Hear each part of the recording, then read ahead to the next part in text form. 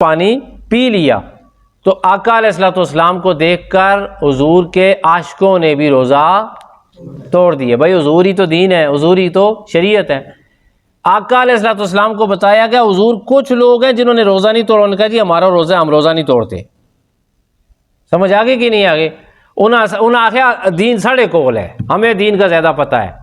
تو آقا علیہ الصلوۃ والسلام کے کانوں میں جب یہ خبر پہنچی کہ وہ روزہ برقرار رکھے ہوئے ہیں باوجود اس کے کہ انہوں نے دیکھا حضور صلی اللہ علیہ وسلم نے روزہ توڑ دیا ہے، کتنی بڑی یار محرومی ہے کہ حضور کو فالو نہ کیا جائے ہیں۔ تو آقا علیہ الصلوۃ والسلام نے ارشاد فرمایا وہ نافرمان ہے، وہ نافرمان ہے، وہ نافرمان ہے، وہ نافرمان ہے۔ الیاذ باللہ، استغفر اللہ ربی من کل ذنب واتوب الیہ۔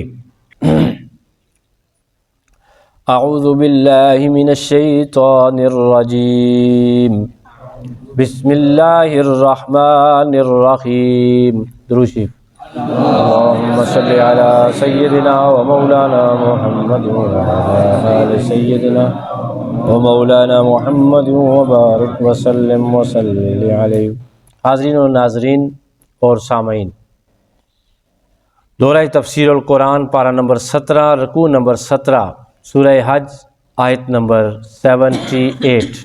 اللہ تعالیٰ علم کی ان راہوں پر ہم سب کو استقامت اور اخلاص کی دولت عطا فرمائے۔ آج کے درس میں جو آیت شامل ہے وہ تفسیر کے اعتبار سے 5 حصوں پر مشتمل ہے۔ آئیے قرآن مجید کی اس سورہ کی اس آیت کی تفسیر شروع کرتے ہیں۔ اللہ تعالیٰ ارشاد فرماتے ہیں وَجَاهِدُوا فِي اللَّهِ، اور جہاد کرو اللہ کی راہ میں، حق جہادہ، جیسا کہ اس کے جہاد کرنے کا حق ہے۔ جہاد کا حکم، یعنی کہ پچھلی آیات میں جہاد کا حکم دیا گیا، اور اس کا حق کیا ہے؟ اللہ کا حکم ہے کہ اس کا حق ادا کرو، دنیا ناموری اور مال غنیمت کے لیے جہاد نہ کرو، بلکہ کس کے لیے جہاد کرو؟ ظلم کے خاتمے، دین کی سربلندی اور اللہ کی خوشنودی کے لیے جہاد کرو۔ اس کی ایک تفسیر یہ ہے۔ دوسری تفسیر کہ اللہ تعالیٰ کی راہ میں جو جہاد کریں، حق ہے جو اس حق سے جہاد کریں۔ امام ابو جعفر محمد بن طبری رحمۃ اللہ تعالیٰ علیہ اپنی تفسیر جامع البیان میں لکھتے ہیں کہ اس کا مطلب یہ ہے کہ اس طرح جہاد کرو جس طرح تم نے پہلی دفعہ جہاد کیا تھا۔ جب جہاد مسلمانوں پہ فرض ہوا تھا تو بڑے جوش و جذبے کے ساتھ مسلمان جو ہیں وہ جہاد کے میدان میں اترے تھے، اور کہا گیا کہ جب دنیا ختم ہوگی تو اس وقت تک جہاد فرض ہے۔ اس کا دوسرا معنی یہ ہے کہ جس وقت تم جہاد میں انٹر ہوتے ہو، تمہاری انٹری ہوتی ہے، جہاد آغاز کرتے ہو، تھکو نہیں، ہارو نہیں، ہمت مت ہارو، بلکہ اسی جذبے کے ساتھ جہاد لڑتے رہو۔ تیسری تفسیر علامہ فخر الدین رازی رحمۃ اللہ تعالیٰ علیہ نے لکھی ہے کہ دل سے تمام ناجائز خواہشات کو اور ایسی چیزوں کو نکال کر جن سے اللہ ناراض ہوتا ہے تم جہاد کے لیے اترو۔ علامہ قرطبی رحمۃ اللہ تعالیٰ علیہ فرماتے ہیں کہ اللہ تعالیٰ نے جو ارشاد فرمایا کہ جہاد کرو ایسے جیسا کہ اللہ کے حکم، یعنی اس جہاد کے کرنے کا حق ہے، اس کا معنی یہ ہے کہ شیطان کی شیطانیوں اور شرارتوں کے خلاف، کافروں کے سازشوں اور مکروں کے خلاف، ظالموں کے ظلم کے خلاف، یعنی کہ شیطانوں کی شرارتوں کو روکنے کے لیے، کافروں کی سازشوں کو روکنے کے لیے اور ظالموں کے ظلم کو روکنے کے لیے جہاد کرو، یہی جہاد کا حق ہے۔ معنی کیا ہوا؟ جب ظلم سر اٹھائے اس وقت پوری امت مسلمہ پر جہاد فرض ہو جاتا ہے، جیسا کہ آج جہاد فرض ہے، جہاد قیامت تک فرض رہے گا۔ ایک اور معنی بھی ترمذی شریف میں ہمیں ملتا ہے، نبی پاک صلی اللہ علیہ وآلہ وسلم ارشاد فرماتے ہیں کہ عظیم جہاد وہ ہے جو ظالم حکمران کے سامنے حق بات کہی جائے۔ ظاہر ہے آج ہمارے جو حکمران ہیں یہ ظالم ہی ہیں، اس لیے کہ سود کا نظام یہ چلا رہے ہیں، جہاد کرنے کے لیے یہ کوئی کوشش نہیں کر رہے بلکہ جہاد روکنے کی کوشش کی جا رہی ہے، اور بھی بہت سارے جو اسلامی کنٹینٹ ہیں ان کے خلاف علم بغاوت بلند کیا جاتا ہے۔ تو آج کے دور میں جو ہماری اسٹیبلشمنٹ ہے یا ہماری حکومت ہے ان کے خلاف علم جہاد یا آواز بلند کرنا بھی عظیم جہاد ہے کہ بھئی جہاد پوری امت پر فرض ہے۔ غزہ کی زمین سسک رہی ہے، غزہ کی جو فضا ہے ہمیں جہاد کے لیے مدد کے لیے بلا رہی ہے، اور ہم میٹھی نیند کی گولیاں لے کے سوئے ہوئے ہیں۔ قیامت کے دن ہم ان قدموں کو ہٹا نہیں سکیں گے اللہ کے سامنے سے اس وقت تک جب تک کہ ہم اللہ کے ان احکامات پر پیروی کرنے یا نہ کرنے کے بارے میں سوالوں کے جواب نہ دے دیں۔ تفسیر کا دوسرا حصہ، خدا تعالیٰ ارشاد فرماتا ہے وَاجْتَبَاكُمْ، اس رب نے تمہیں چن لیا، تمہیں منتخب فرما لیا ہے۔ وَمَا جَعَلَ، اور نہیں بنایا اس نے، عَلَيْكُمْ، تم پر، فِي الدِّينِ، دین میں، مِنْ حَرَجٍ، کوئی حرج، اس نے نہیں بنائی تم پر دین میں کوئی حرج، کوئی دین میں حرج اس نے نہیں رکھی۔ اس کا معنی کیا ہے؟ علامہ طبری رحمۃ اللہ تعالیٰ علیہ فرماتے ہیں اس کا معنی یہ ہے کہ اس نے تمہیں شریعت کا آسان راستہ دیا ہے۔ شریعت آسان ہے، دین آسان ہے، مشکل نہیں ہے۔ اچھا، اس کا جو معنی ہے مثالوں میں یوں بیان ہوا ہے کہ دیکھیں آقا علیہ الصلوۃ والسلام کی جو امت ہے انہیں بیمار ہوتے ہیں تو بیٹھ کر نماز پڑھنے کی اجازت ہے۔ آسان ہے نا دین؟ جب بندہ بیمار ہوتا ہے تو اللہ فرماتا ہے نہیں نہیں کھڑے ہو کے ہی نماز پڑھو، تو بندہ نہ نماز پڑھ سکتا نہ نماز سے جان چھڑا سکتا، تو وہ اللہ نے فرمایا بیٹھ کے نماز پڑھ لو، یہ آسانی ہے دین میں۔ سفر میں کہا قصر نماز پڑھ لو، یہ دین میں آسانی ہے۔ بیمار جو ہوتا ہے وہ روزہ نہ رکھے تو بعد میں قضا کر سکتا ہے، یہ دین میں آسانی ہے۔ بندے کا گمان نہیں ہوتا لیکن غلطی ہو جائے، گناہ ہو جائے، معصیت ہو جائے تو اللہ تعالیٰ فرماتا ہے توبہ کرو میں تمہارے گناہوں کو معاف کر دوں گا، یہ آسانی ہے۔ قسم کا کفارہ ہے، کوئی غلطی ہو جائے، ہر غلطی کا ازالہ یہاں پر موجود ہے۔ علامہ ادریس رازی المعروف امام ابن ابی حاتم رحمۃ اللہ تعالیٰ علیہ المتوفی 327 ہجری اپنی تفسیر میں حضرت ابو ہریرہ رضی اللہ تعالیٰ عنہ کی حدیث لے کر آئے ہیں۔ حضرت ابو ہریرہ رضی اللہ تعالیٰ عنہ جو ہیں حضرت عبداللہ بن عباس سے پوچھتے ہیں، یہ صحابی سے بھی پوچھتے ہیں، ایک زیادہ علم والا صحابی ہے تو اس سے جو حضور پاک صلی اللہ علیہ وسلم سے پڑھے ہوئے ہیں، حضور پاک کے ساتھ رہے ہیں، اور ان کو آقا علیہ الصلوۃ والسلام نے ایک درجہ دیا ہے کہ تمہارے پاس علم ہے، تمہیں اللہ تعالیٰ نے علم دیا ہے، علم کا نور تقسیم کرو۔ تو حضرت ابو ہریرہ حضرت عبداللہ ابن عباس رضی اللہ تعالیٰ عنہ سے سوال کرتے ہیں، دونوں کلاس فیلو ہیں لیکن سینئر کلاس فیلو میں اور جونیئر کلاس فیلو میں فرق ہوتا ہے۔ تو پوچھتے ہیں کہ حرج اور تنگی کیسے دور کی گئی، ہم سے حرج اور تنگی کیسے دور کی گئی؟ حضرت عبداللہ ابن عباس رضی اللہ تعالیٰ عنہ فرماتے ہیں کہ بنی اسرائیل پر جو مشکل احکام تھے ان کا بوجھ ہم سے دور کر دیا گیا، حضور کی امت کو اللہ نے آسانی عطا فرما دی۔ صحیح مسلم حدیث کا نمبر ہے 1115۔ تو نبی پاک صلی اللہ علیہ وسلم نے فرمایا کہ تمہارے لیے اللہ کی دی ہوئی ان تمام رخصتوں پر عمل کرنا واجب ہے۔ جو ہمیں رخصت دی گئی ہے نا ان پر عمل کرنا کیا ہے؟ واجب ہے۔ بڑے مزے کی حدیث، آقا علیہ الصلوۃ والسلام کی حکایت تو نہیں کہہ سکتے، جینون جو بات ہے، ایک سٹوری ہے، وہ بیان کی گئی ہے۔ مسلم شریف ہے 1116 نمبر حدیث ہے۔ آقا علیہ الصلوۃ والسلام فتح مکہ والے سال رمضان شریف میں، ٹھیک ہے جی، مکہ کے لیے روانہ ہوئے اور حضور نے روزہ رکھ لیا۔ رمضان تھا، کیا رکھ لیا؟ روزہ رکھ لیا۔ جب آپ قرع الغمیم کے مقام پر پہنچے تو آپ نے پانی کا پیالہ منگوایا۔ کیا منگوایا؟ پانی کا پیالہ۔ کچھ لوگ ہوتے ہیں وہ سمجھتے ہیں احسن الدین زیادہ آنا ہے، یہ ان کے لیے بھی ہے، یہ ہمارے لیے بھی ہے۔ کچھ لوگ یہ سمجھتے ہیں دین ہمیں زیادہ آتا ہے، ہم زیادہ سمجھدار ہیں، دین کا مسئلہ بتایا جائے یا دین کی بات کی جائے یا دین کا حکم بھی کہتے ہیں یہ نہیں، جو ہمیں صحیح پتہ ہے، یہ ان کے لیے۔ آقا علیہ الصلوۃ والسلام نے پیالہ منگوایا۔ کیا؟ پیالہ منگوایا، اور پیالہ منگوا کے کیا کیا؟ اس میں پانی تھا، حضور نے پیالہ اونچا کیا، یوں اونچا کر کے تو سارے لوگوں نے پیالہ حضور کے ہاتھ میں دیکھ لیا. پھر حضور نے روزہ توڑ دیا اور پانی آپ نے پی لیا. سفر تھا بھائی. آقا علیہ الصلوۃ والسلام نے کیا کیا؟ روزہ توڑ دیا، پانی پی لیا. تو آقا علیہ الصلوۃ والسلام کو دیکھ کر حضور کے عاشقوں نے بھی روزہ توڑ دیا. بھائی حضور ہی تو دین ہے، حضور ہی تو شریعت ہے. آقا علیہ الصلوۃ والسلام کو بتایا گیا حضور کچھ لوگ ہیں جنہوں نے روزہ نہیں توڑا. انہوں نے کہا جی ہمارا روزہ ہے، ہم روزہ نہیں توڑتے.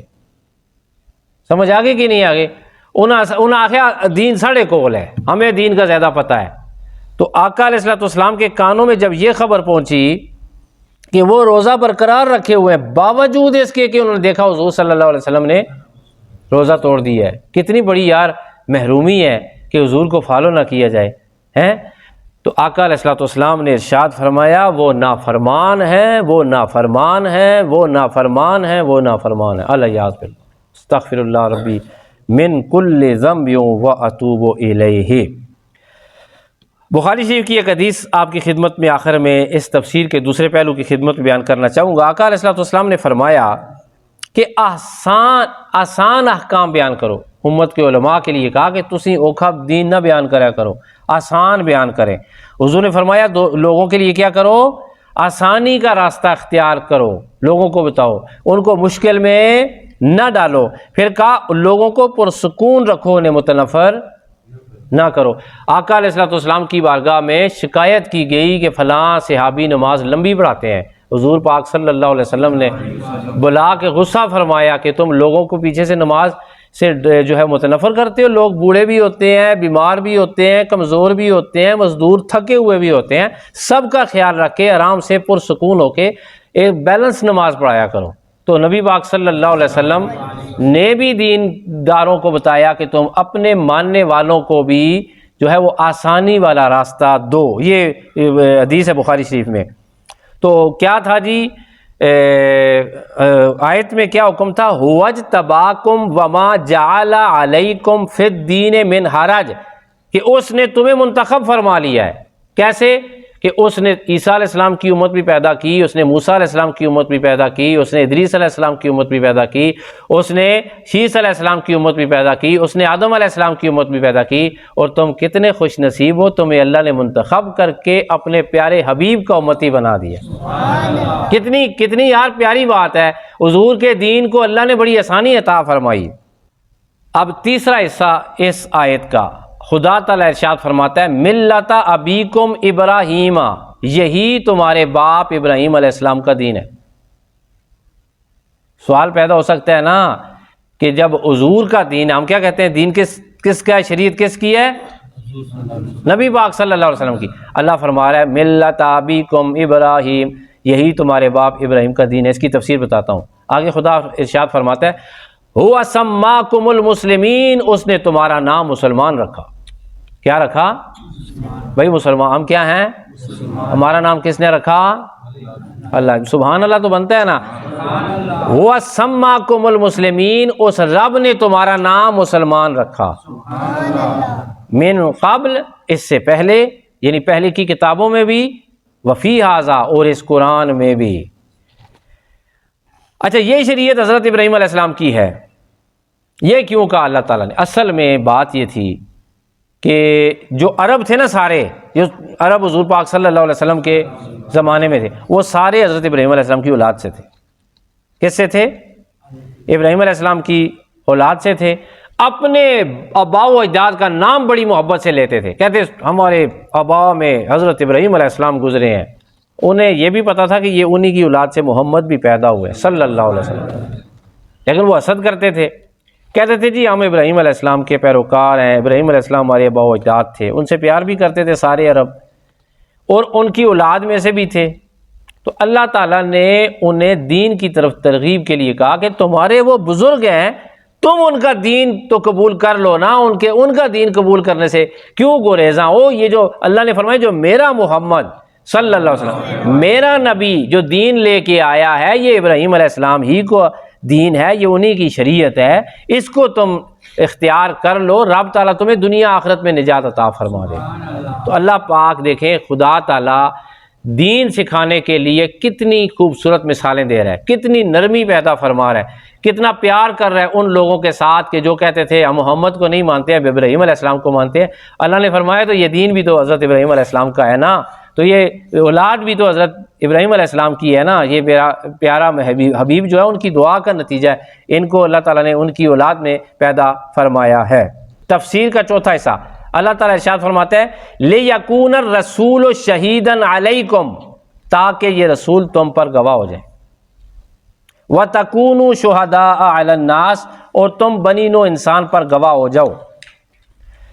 دو باتیں کی ہیں بھائی، دو باتیں، کتنی باتیں کی ہیں کہ نبی کے اس پر، یہ بڑے مزے کی حدیثیں آ رہی ہیں۔ آپ کا ایمان، مجھے پتہ ہے گرمی بھی ہے، تھکے ہوئے بھی ہیں آپ، اور شروعات بھی ہیں، بس تھوڑا سا درس رہ گیا ہے، لیکن آپ یہ انشاءاللہ تعالیٰ ایک دو حدیثیں آپ سنیں گے، آپ کا کلیجہ ٹھنڈا ہو جائے گا، مزہ آئے گا آپ کو کہ آپ کو حضور پاک نے کیا ٹائٹل دیا ہے۔ سنیں ذرا، علامہ سید محمود آلوسی رحمۃ اللہ تعالیٰ علیہ المتوفی 1270 ہجری اپنی تفسیر روح المعانی میں لکھتے ہیں قیامت کے دن تمام انبیاء اللہ کی خدمت میں حاضر ہوں گے۔ اللہ پوچھے گا میری تبلیغ، میری شریعت کی تبلیغ کی تھی، میرے احکام کی تبلیغ کی تھی؟ انبیاء کہیں گے یا اللہ ہم نے کی تھی۔ ان کی امتوں سے پوچھا جائے گا کہ تمہارے نبیوں نے تم تک میرا پیغام پہنچایا تھا؟ وہ کہیں گے نہیں پہنچایا تھا۔ وہ کیا کہیں گے؟ نہیں پہنچایا تھا۔ تو پھر نبیوں سے جو ہے پوچھا جائے گا تمہارے پاس کس چیز کی گواہی ہے؟ وہ کہیں گے کہ ہمارے پاس گواہی ہے محمد صلی اللہ علیہ وسلم کی اور ان کی امت کی۔ تو حضور پاک صلی اللہ علیہ وآلہ وسلم کی امت سے پوچھا جائے گا کہ کیا سابقہ تمام انبیاء نے شریعت کا حق ادا کیا تھا، تبلیغ کی تھی؟ یہ کہیں گے یا اللہ انہوں نے تو تبلیغ کی تھی۔ ان سے پوچھا جائے گا تمہیں کیسے پتہ چلا، تم تو ان کے زمانے میں تھے نہیں؟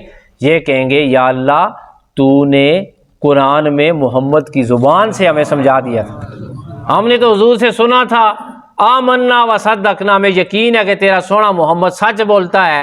تو انہوں نے کہا تھا کہ تمام انبیاء نے اپنی اپنی تبلیغ کا حق ادا کیا ہے، تو ہم گواہی دیتے ہیں کہ انہوں نے اپنی اپنی تبلیغ کا حق ادا کیا ہے۔ اللہ تعالیٰ اس امت کی گواہی قبول فرمائے۔ یہ تو ہو گیا وَتَكُونُوا شُهَدَاءَ عَلَى النَّاسِ، اور تم ہو جاؤ گواہ لوگوں پر۔ اب رہی بات کہ نبی پاک صلی اللہ علیہ وسلم کو فرمایا لِيَكُونَ الرَّسُولُ شَهِيدًا عَلَيْكُمْ، تاکہ یہ رسول تم پر گواہ ہو جائیں۔ اس بارے میں صحیح مسلم کی ایک روایت ہے کہ آقا علیہ الصلوۃ ارشاد فرماتے ہیں، حدیث کا نمبر ہے 2288، کہ جب اللہ تعالیٰ اپنے بندوں میں سے کسی امت پر رحم فرماتا ہے، رحمت فرماتا ہے، اس امت کے آنے سے پہلے اس نبی کی اللہ روح قبض کر لیتا ہے۔ اللہ روح کیا کرتا ہے؟ قبض فرما لیتا ہے۔ پھر اللہ تعالیٰ اس نبی کو اپنے نیک امتیوں کا گواہ، پیشرو اور منتظم اعلیٰ بنا دیتا ہے۔ سبحان اللہ۔ کیا بنا دیتا ہے؟ منتظم اعلیٰ بنا دیتا ہے۔ اور جب اللہ تعالیٰ کسی امت کو ہلاک کرنے کا ارادہ کرتا ہے تو اس نبی کے سامنے اور ان کی زندگی میں اس امت پر عذاب نازل فرما دیتا ہے۔ یہ دیکھیں، اب اس حدیث سے ثابت ہوا کہ ہم سب کے جو نبی ہیں جن کا نام محمد مصطفیٰ صلی اللہ علیہ وسلم جو مدینہ میں ہیں، وہ ہم سب کی رہنمائی بھی فرما رہے ہیں، انتظام بھی فرما رہے ہیں، اس پوری دنیا کی بادشاہت بھی فرما رہے ہیں۔ حدیث سنیں، صحیح مسلم حدیث کا نمبر ہے 249۔ آقا علیہ السلام کے قبرستان میں، صحابی کیا کہتے ہیں، آقا علیہ السلام کدھر گئے؟ سبیدار صاحب یہ علی حدیث سننے والی ہے۔ قبرستان میں گئے تو انہوں نے کہا السلام علیکم یا اہل القبور، انہوں نے اپنے قبرستان کے بھائیوں کو سلام کیا۔ کس نے؟ نبی پاک صلی اللہ علیہ وسلم۔ کہا اے مومنوں اور ایماندار گھروں والو، تمہیں سلام ہو جائے، ہم تمہیں ملنے والے ہیں، ہم تمہیں ملنے والے ہیں۔ پھر حضور پاک صلی اللہ علیہ وسلم کا جملہ ذرا سنیں، آپ سب کے لیے، ہم سب کے لیے، بعد میں آنے والوں۔ حضور نے فرمایا کہ ہمارے بھائی، ہمارے وہ بھائی، میں چاہتا ہوں، ہم چاہتے ہیں کہ ہم ان سے ملاقات کریں، ہم چاہتے ہیں کہ ہم ان سے ملاقات کریں۔ صحابی کہتے ہیں یا رسول اللہ صلی اللہ علیہ وسلم کہ کیا ہم آپ کے بھائی نہیں ہیں؟ حضور نے فرمایا نہیں، تم میرے صحابہ ہو، تم میرے کیا ہو؟ اصحاب ہو۔ تو پوچھا گیا یا رسول اللہ صلی اللہ علیہ وآلہ وسلم تو بھائی کون سے ہوئے؟ حضور نے فرمایا کہ وہ ہمارے بعد آئیں گے، وہ میں محمد کہہ رہا ہوں، وہ ہمارے بھائی ہوں گے صلی اللہ علیہ وسلم۔ ان سے کہا جائے گا، حضور پاک صلی اللہ علیہ وسلم سے پوچھتے ہیں صحابی یا رسول اللہ صلی اللہ علیہ وسلم قیامت کے دن آپ ان کو کیسے پہچانیں گے حالانکہ وہ آپ کے بعد آئیں گے؟ آقا علیہ الصلوۃ والسلام نے ارشاد فرمایا تم نے گھوڑے دیکھے ہیں جن کے ماتھے پہ سفید نشان ہوتے ہیں؟ صحابہ نے عرض کی دیکھے ہیں۔ تو پھر آقا علیہ السلام نے فرمایا کہ ان گھوڑوں کو مکس کر دیے جائے اگر باقی عام گھوڑوں میں، تو کیا تم ان گھوڑوں کو ان تمام گھوڑوں سے الگ کر لو گے؟ کہتے جی ہم الگ کر لیں گے۔ حضور نے فرمایا جب میری امت آئے گی، میری امت کے جو اعضائے وضو ہوں گے وہ نور ان کے اعضاء سے چمک رہا ہوگا، اس چمک سے میں پہچان لوں گا یہ میرے امتی ہیں، ان کے حق میں شفاعت کروں گا۔ سبحان اللہ۔ اور پھر حضور نے فرمایا حوض کوثر پر ان کا میں استقبال کروں گا صلی اللہ علیہ وسلم۔ آپ سب کا استقبال کون کریں گے؟ نبی پاک صلی اللہ علیہ وآلہ وسلم۔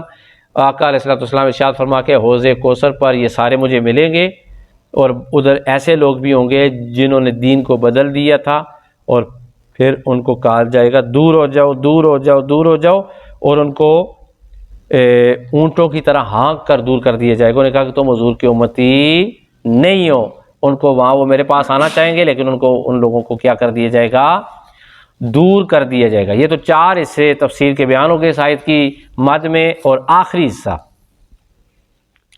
خدا تعالیٰ ارشاد فرماتا ہے فَأَقِیمُوا الصَّلَاةَ پس نماز قائم کرو۔ میرے بچوں، میرے بزرگوں، میرے دوستوں، 5 وقت نماز جماعت کے ساتھ پڑھیں۔